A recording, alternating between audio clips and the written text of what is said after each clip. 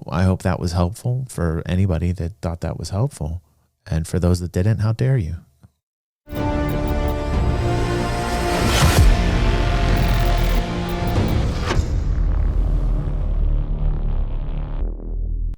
Okay, from Space Tomato, this was the reality check Star Citizen needed.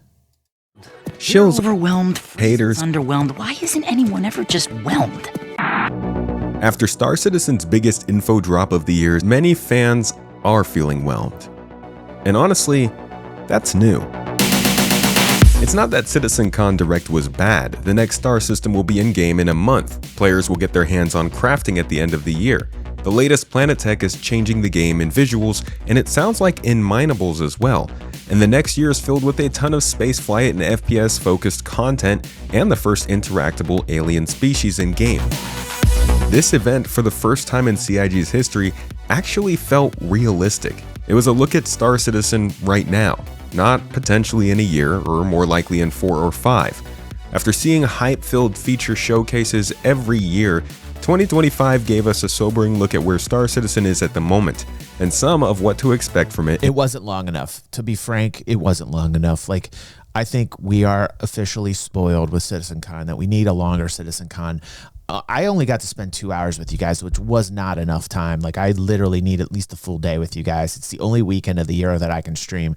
And I would just like to publicly shame Cloud Imperium and Chris right now for taking away that time that I should have shared with everybody. Shame on you, Sig. Shame. Shame. Shame. Shame. I want to. Like, this is the only instance where I want to be spoiled. This is CitizenCon. This is a festival. This should be a time where we're getting people together and having fun together, and bar crawls and bar citizens. And this is a time where we should be excited, and it should be shown what's like coming out like 5 years from now. This is, 2 hours was not nearly enough.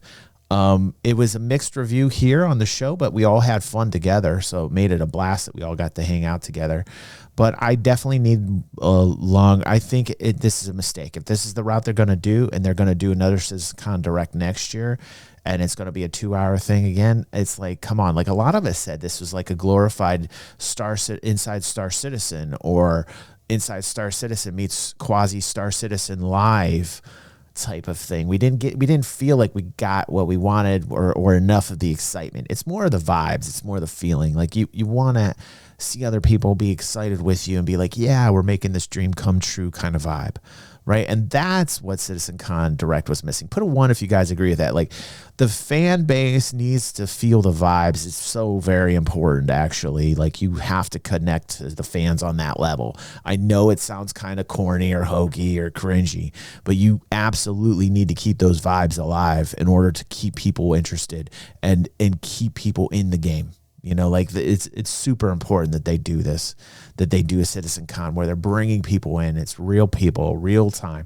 And CitizenCon Direct did not give me those vibes. A lot of 1s in here, a lot of people agreeing with that. Community is a good thing. You want to be around human beings. It's like, I get it, they're at the billion phase, but it lacks the kind of humanity or the vibe that I was looking for. And I got it because we were here doing it. I mean, like that, like, I felt like we were fortunate because we got to all share it together here live on the stream. Whereas I think the people that we were watching weren't having necessarily as good or a community kind of vibe time, which is crazy to think, In 2026. As we've already covered a few times this year, they are now focused on selling the experience more than the dream. And today I'm going to show you why that's the case and what it includes for the next 12 months. Thank you for coming to my Tomato Talk. It's going to be fantastic. This next year is going to be a good one, I feel. I feel like 26 is going to be a good one. To say CitizenCon Direct was a disappointment isn't Peace out, to say Ethan. it was Thanks for stopping bad. by, brother. It was a phenomenal showcase of something more realistic, more honest, and more focused squarely on the next 12 months. A true direct experience, closer to something you'd expect from Nintendo, who invented the format. And that's telling. While I can show you proof that several significant features will likely reach players' hands within the next year, that clearly wasn't their focus. Going into the event, most of us had accepted that this would be the most honest look yet at how Star Citizen is being handled in the shadow of Squadron 42. Would we get a big dose of news after a long silence in feature development, or more of the same content focus? It's pretty clear what the event gave us. Until more development time turns towards the persistent universe, the features that push the game towards one. This is when it's going to be the tightest. Like, this is going to be peak Star Citizen. When we get land ownership and we're able to build our own outposts and bases, this is when it gets absolutely crazy. I'm going to love this, man. Yes, you're going to hate me. Like, this is the stage when I get much more serious about the organization I created and all the members in it. And we get a little bit more active, right? I have been immersing myself so much lately, this past year and a half, and getting involved with the game on this level right now. I feel like, how did I not? I had a moment. I think it was from about 23, like the end of 23, like 22, 23, where I just didn't play as much, and I just started watching more than playing. And now it's like total role reversal. I'm playing so much now, and I'm like so involved in this. And I've had phases like that. I think that happens to everybody. I think like everybody goes in, comes out of this. But like, there was a period of time where I wasn't playing a lot of Star Citizen. It's like getting back into this. This is such a different experience of what I've been used to. Like, I've come from a background of playing this game like religiously all the time, and I can tell you this game it is monumentally farther than what I remember. You know, this past year and a half of me just really jumping into Star Citizen and playing it again at the level that I used to play it. This is a different game completely to me. It's so cool, man. Like, I totally see all the changes, and I'm so happy that they're going this direction. But when they hit this point, yeah, right, Diva, right. When they hit this point, though, it is gonna blow up. Like, it's blowing up with all these missions coming in here. And, you know, we've had a great talk on Star Citizen After Dark tonight, talking about instancing, and we've gone over a lot of different topics here tonight. But I think them bringing in Hathor and Stormbreaker, all these new missions, and people are having a really good time at it, bringing a lot of new revenue, a lot of new faces, is so important, so healthy for Cloud Imperium. But when this happens, it's gonna just take it to a whole nother level. I don't think people get how important this is. Like, crafting an economy that matters with buy and sell orders. It's gotta be a market that has a little bit more player-driven dynamics to it, so that those assets mean something, so that commodities mean something, so that, you know, you're working for those and you're selling those at the profit that you want to make within the confines of what they're going to bring in quantum. And I would love if Tony Z came in and did another economic talk, but I'm not going to hold my breath on that one. But I just need more economic talk. And I know a lot of people, it makes people go to sleep and they're like, oh God, it's boring. But it is so important. It is the backbone behind a really good MMO, is a very robust economy that has supply demand values built in, and where the player base can actually put their buy and sell orders on a market that matters. It is so damn important. And we just lost 12 viewers talking about the economy. Okay, push play, Pepe. Okay. 1.0 will continue moving forward, yes, but at a slower pace than anyone would like. Crafting may squeak into a basic test build by the end of the year, but other key systems, social apps, scanning, base building, savable map markers, advanced quantum travel, refining, they didn't appear at all.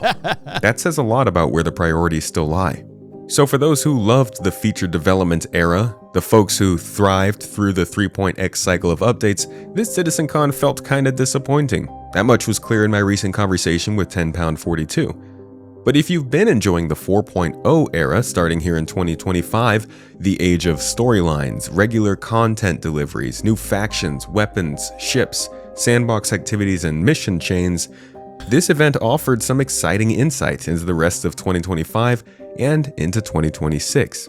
Many players walked away excited for the next star system, Nyx, for new mission loops, fleet battles, refugee crisis scenarios, the first test of crafting, Planet Tech V5, and a lineup of new ships and weapons. But more than that, this event gave people, myself included, a renewed confidence in the company.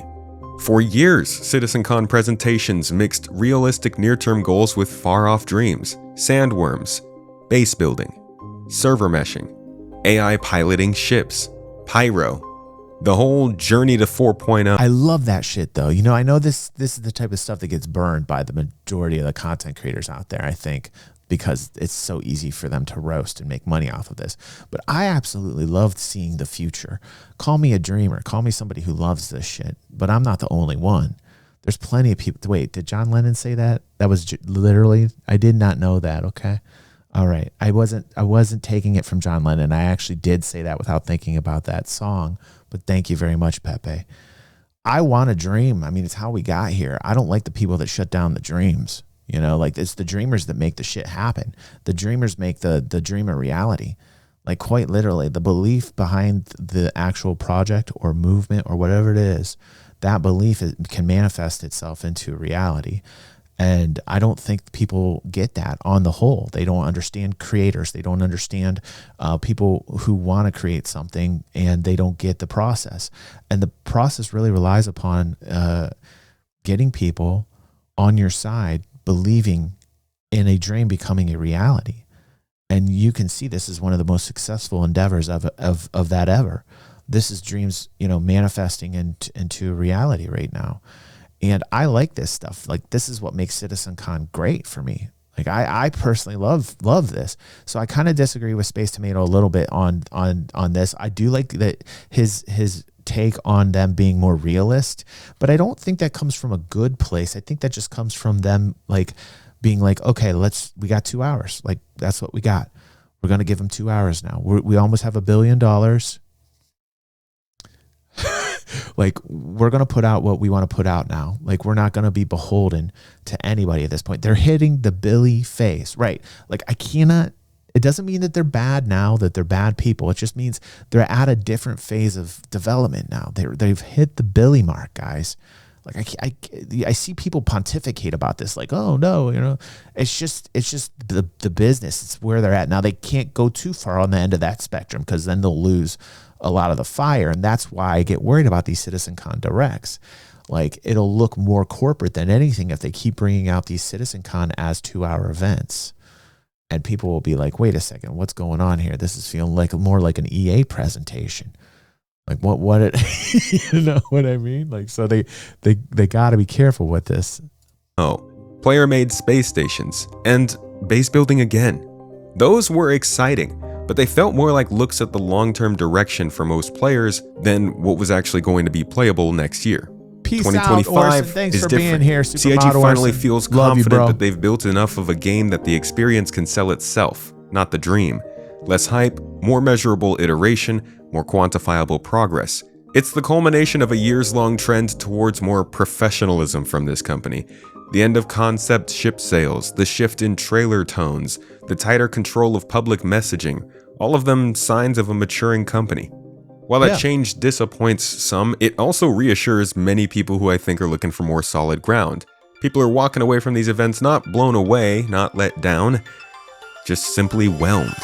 And in a world addicted to extremes, that actually might be the healthiest outcome possible. But not everything went perfectly. Some of the announcements definitely introduced new questions. So let's talk about what worked and what didn't. The biggest success of this CitizenCon was CIG cashing in on the precedent they've been setting all year. From the fight for Pyro to the THUR facilities, finally to the ASD Underground, they've delivered regular, narrative-focused content drops, unique item tie-ins, in-game rewards, faction reveals, and mission chains. CitizenCon has always been bittersweet for backers because for years CIG failed to prove they could deliver on those big promises. The new tech, huge features, and world-changing updates. While those are finally starting to land now, 2025 has been their chance to flex their narrative and content abilities, now that most of Squadron 42's work is behind those teams. So when CIG opens with a new star system based around a landing zone that players have already visited and fills it with storylines, factions, weapons, and events not unlike what they've already been doing all year in 2025, it's feeling more believable. Backers can imagine playing this content within a year, unlike ever before. If CIG turns that realism into a positive feedback loop, they win. They already won. They already won because they made this real. The realism's here. The realism's right here. We are at the point where the realism is hitting, and there's just no denying it right now. Anybody that denies it has some type of ulterior motive. There were also some smaller details I think made this event stronger than if they weren't in there, that did break away a little bit from the content focus. There was confirmation of near-term mining updates following the Knicks edition, a surprise look at the new inventory interface, which was actually concept art only 2 months ago, a quick mention that capital ships will soon start rearming and refueling smaller ships inside of them, and even the reassurance, albeit brief, that everything planned for 1.0 is still in the pipeline. These touches reached out to the industrial-focused folks, and even some of the feature-focused folks, and showed a that rock breaker is going to be crazy, man. I think orgs are going to be fighting over that rock breaker. Oh, snap. Just effort to balance the audience, even though the clear focus is obviously on the content coming. Betty. And then there was the Planet Tech. CIG knows. Yeah, this is the part that made my no spot just stand straight up. I was like, hello, you had me. I was at attention when I saw this. Strengths. Planet generation is definitely one yes, of them. Rick, yes. There's a lot to say about where things are going with planets, and I'll have a full video on that soon for you in the next coming weeks. But that was definitely a good highlight of the show. I think they fixed the terminals finally. I was having issues with terminals and cargo and it not taking it directly from my cargo grid when I docked my ship, so I was having issues with that. I think they fixed that though. I recently played it on this newest update, and I think that's fixed. Hopefully, the hotfix did a lot. Good. But the show wasn't perfect either. Everyone has opinions on what was missing. The silence around the long-promised systems is getting loud, and we're seeing it. Like Wooksy says, can we be honest? Calm the hell down on the rock sig. And we mentioned that. Remember, Wooksy, I don't know if you were listening to CitizenCon, but we said that. Like, it looked like some of the planets and moons on Nyx were actually like devoid of a lot of rocks. Right. I think that's the first step, is like they're going to populate these planets with the system, with the Genesis system tech, to like populate planets with less amount of rocks, like less population of rocks. And that'll fix like 50% of the problems with land vehicles, because land vehicles need a fix ASAP, like all land vehicles. The land game doesn't even matter at this point. So a lot has to be done with vehicles. Interaction updates, wear and tear, quantum travel, EVA, engineering, control surfaces. These are things we've been hearing about for years, some of which we saw at CitizenCon 2023. Still, for real, nowhere to be found. We know they're being worked on. We read the monthly reports. Yeah, but that's exactly what I said during CitizenCon Rec, that they're heading in an SWG direction for crafting. Absolutely agree. I saw the blueprints. We know a lot of the commodities right now that there are through the many tasks that we can do in the game. I totally agree with you. I said the exact same thing, Rec, during CitizenCon. Yeah.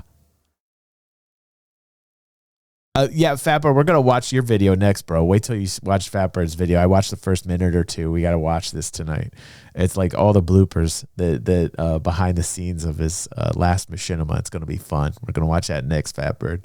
Players want visibility. That era of open feature development may be fading, but CIG still needs to address that silence if the preview channel doesn't start showing activity soon on some of these features like scanning, engineering, and quantum travel. What's up, Let's Go? You get that 2 million? The other shortcoming, I'll admit, is pretty subjective. Put a little this didn't interest on feel there for you? like a CitizenCon. It was an inside Star Citizen Direct, and honestly, that's a great format, one I'm sure many would be happy to see replace CitizenCon until 1.0 launches, but it should still have its own name, so expectations are clear, I think. And finally, I do think the lack of a gameplay demo hurt. This game can sell itself better than any tech or feature presentation if people could just see it in motion. For nearly a decade, the public has mostly seen glitch montages, article headlines, and pictures of the ship store. There's so much impressive gameplay that you can actually show now that could potentially change minds. It may not be worth the time for them, but I do think if CIG wants to keep pushing this more professional and reasonable image about the company and the game moving forwards, more digestible gameplay showcases make sense.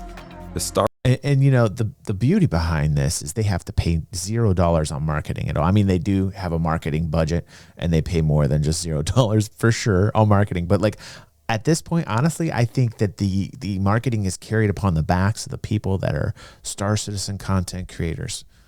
like Fatbird and others, Wicked Wookie, Nate with the E Studios, Huxley Group, HubNet, all these people that are making like great machinima.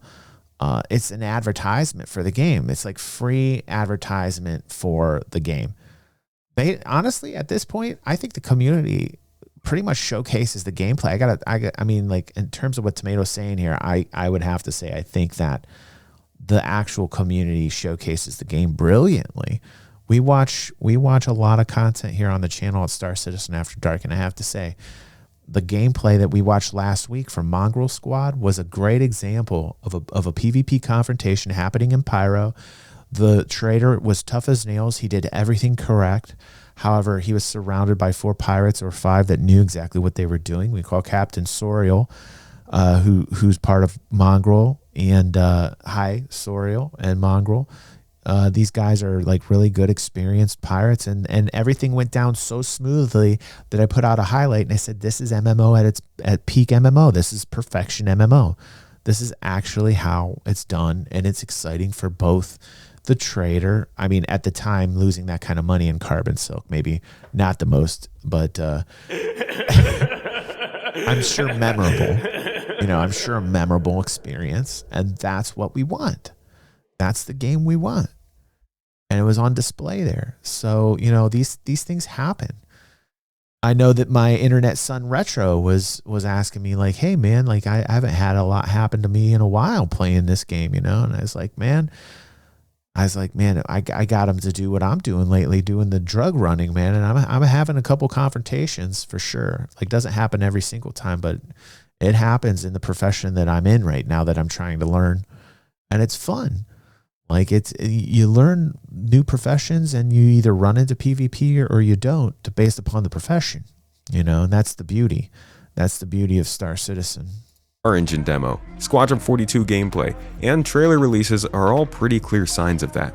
Perception is the key to Star Citizen's future. I talked about this for over an hour with Luke Stevens recently on the podcast this past week, and we both agreed. Star Citizen is uniquely positioned for massive success, but CIG has to manage the public perception over time. The release of Nyx is a perfect chance to start doing exactly that, but we'll have to see if they can stick with this direction. I think we've watched a Luke Stevens video before, and I didn't like a couple of his takes, I think is what I was on a couple of them. Throughout this video, we've seen how CIG has embraced this more whelming behavior we've seen from CitizenCon Direct. The end of JPEG concept sales, the focus on selling an experience rather than expectations of future features. The willingness to adopt and introduce ideas to work in tandem with the tech they've created to continue building something unique. There's this sense that Star Citizen is injecting more realistic expectations into its plans. And with things like instancing becoming a more regular possibility throughout the game, players are kind of worried the overall format of the game is changing quickly.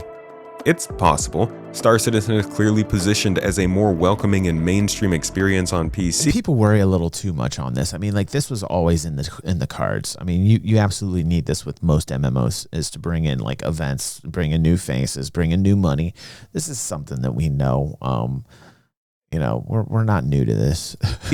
Than it used to be, and Squadron 42 is likely headed to game consoles at some point. Combined with the increased attention and scrutiny that the game itself has been getting, it's true CIG may be swinging for a more mainstream audience. This all may be happening later than many would hope, but the company does seem to be maturing into something that's more stable and better at managing expectations and communication, even if they still make some pretty big mistakes with them. A lot of the more unpredictable tasks are out of the way. The background database, the server mesh structure, planetary technology, AI advancements, the replication layer. All these things that were experimental are finally driving the actual content the game is thriving on now, surpassing last year in funding by almost 50% so far. Damn. They have found a flow here that seems to be working well. Damn. But nothing. You remember I was way off on that number. I didn't, I didn't really, before even we got into this year, I didn't realize how they were going to introduce,